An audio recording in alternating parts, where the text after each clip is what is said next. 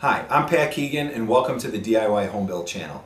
I'm really excited today because I was inspired by a book I read recently, which I'm going to talk about in just a second, to create a segment of our YouTube channel that's devoted to what I'm calling Open Shop Friday. So this video here is just an introduction to what I think we're going to cover in this Open Shop Friday forum.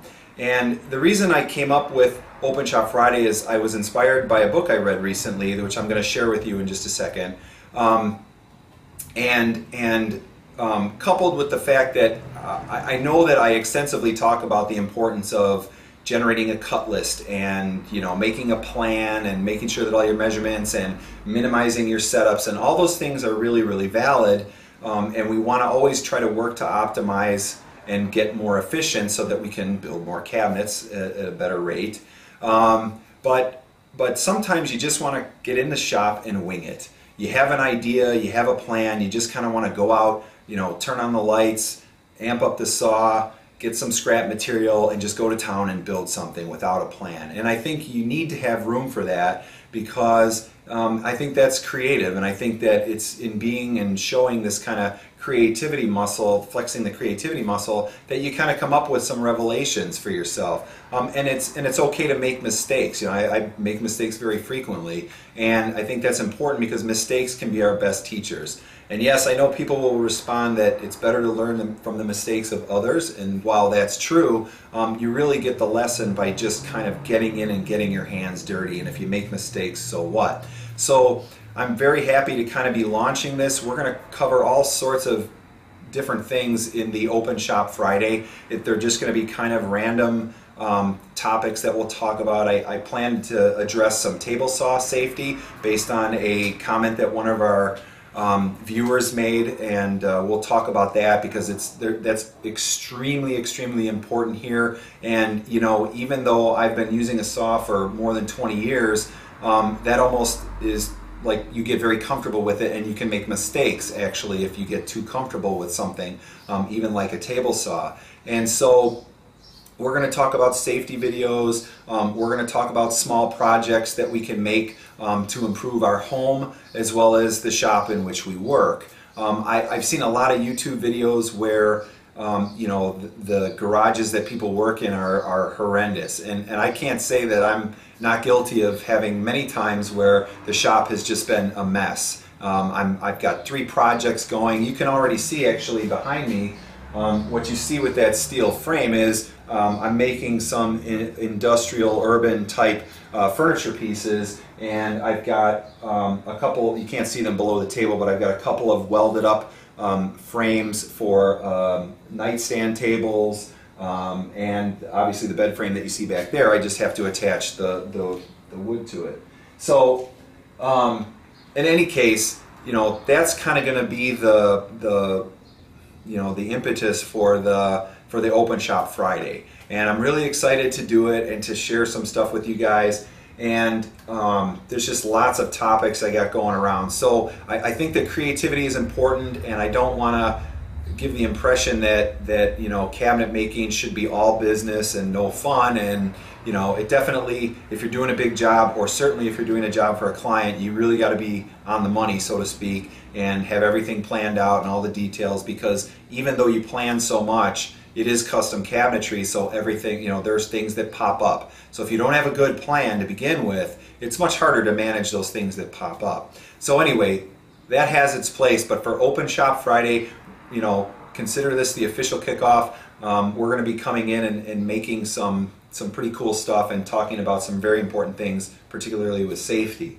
I want to talk just for a second about, which is another part of Open Shop Friday, is you may see some videos without a lot of action, and it just might be me talking. I really like to talk about things that I'm passionate about with people, and so one of the things I want to share is a book I read recently that resonated with me very deeply, and so I wanted to share it. And the book was called 2 Second Lean, and it was written by a guy named Paul Akers. You can look at it online. I'll post a link in the video below, or in the section below the YouTube video.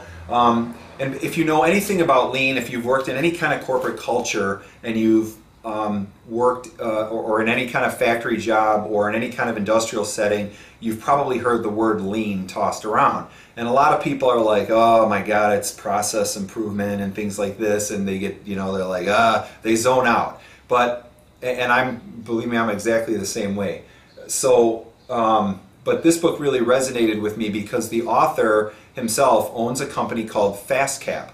And FastCap, if you know FastCap, they create the actual white stickers that go over, for example, the screw holes that you might make when you're drilling through melamine cabinets. And they create those little white stickers that go over that hole. And so I started doing more research, and they actually make a whole bunch of other types of woodworking tools and even other tools that are unrelated to woodworking. But and I haven't tried a lot of their products, so I'm not about to make any recommendations on the products that they sell per se, but I was just very much intrigued and taken with how they run their company and to the depths that they go to achieve lean thinking and a lean culture within their company. And essentially what the author did in his book, it's like I think it's like $10 on Kindle app or something on the Kindle. But essentially what he does is he distills lean thinking down into very basic, very simple terms with great examples and a great history of his company along the way of how to implement lean thinking. And essentially the points of the book that stuck out to me is lean thinking is really just about identifying waste and removing waste from your products, from your services, from the way you are working, and even the things that you do at home. How many of us, do things at home that bother us, and we just wish we'd take the time to put the solution in place so it doesn't take so much time to do. And that's really, in essence, what it's about: finding, identifying, and eliminating waste from your processes in your daily life. How many of our shops at home, and I'm guilty of this as well, sometimes they get very, very cluttered, and you spend a lot of time looking for parts or pieces or tools or screwdrivers or tape measures or something like that. Whereas if it was very organized and everything was kind of in a good place and you knew where they were and things were labeled properly, you would find it very easily. That probably happens, more often than not. I think it's the rarer shop that has everything like immaculately done. And so the book kind of inspired me because the essential part of the book is to answer the question or to address the question, what bugs you? And if we just focus on fixing what bugs us, then we will naturally improve our products, our processes, and the ways that we do things and everything. And so, I'm not going to tell you too much more than that. I think it's a really great book. If you're interested, again, I'll post the link. It's just a really, really great read. The author has been on this journey of implementing a lean culture within his business for the last 15 years. He's visited a lot of companies in Japan, namely Toyota, who's perfected or gone to great lengths to implement lean thinking and a lean culture. Again, trying to minimize waste and eliminate waste wherever they can, and to constantly improve. And I think that's really kind of the essence of doing most anything, even woodworking and cabinet making, is always striving to improve. So one of the first projects for our Open Shop Friday is going to be a tribute to Paul Akers' book, 2 Second Lean. And one of the things I noticed that is in their book that they talk about is a lot of the things in their factories, are on wheels. So they have, tables that are on wheels, they have carts that are on wheels, bookcase type shelving things that are on wheels, and that's so everything can be mobile so that they can take everything with them and they don't have to stop and run back, waste time, running back across the shop floor to go grab their tools or go over here to look for that or look for this. So one of the first videos that we're going to do is to create our own rolling shop cart. And because it's open forum Friday, I don't have a plan for it. I have a loose idea of what I want in my head and approximate dimensions, but I'm going to just try to kind of use some scrap that I have, which happens to be conveniently cut into some sheets or into some nice pieces already, because as you know, I have a lot of the wood I use cut at the lumber store where we get them, particularly the plywood pieces. And so it's going to be a tribute to the book, and we're going to create this rolling shop cart, and it's basically going to be a pretty sizable one. It's going to be about 8 feet long, It's going to be 24 inches deep because most of the pieces I have in here start out being cut to width at about 24 inches. And it's going to be about 36 inches high, which means the box will be about 32 inches because I'm going to put 4-inch wheels, about probably 4 to 6 wheels, probably 6 wheels because it's going to need some support in the center. I'll put two wheels on both ends and 2 wheels in the middle. And and it's going to have some drawers. We're going to have probably drawers in each bay. But the cool thing about it is I just have a rough idea. I just want to come out. I'm excited to build it because I'm fixing what bugs me. And what bugs me about not having this thing is right now what you can't see really is over here I've got basically a couple sheets of plywood on top of 2 sawhorses. And I think that's most of our setup because I don't have any wall space anymore to put any more fixed furniture on, and I do really require a lot of table space to work. And so